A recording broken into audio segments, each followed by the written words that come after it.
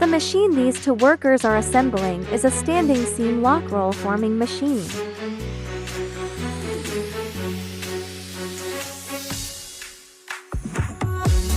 The machine configuration supports customization. The parameters of this machine are as follows.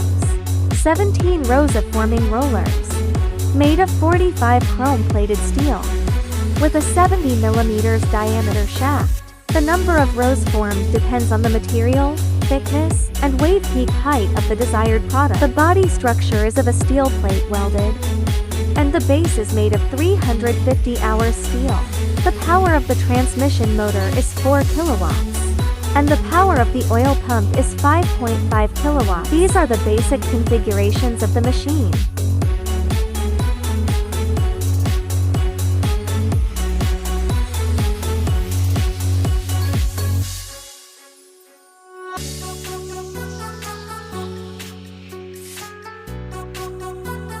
We will also conduct related knowledge popularization in the future. If you decide to learn more, please continue to follow us. Goodbye.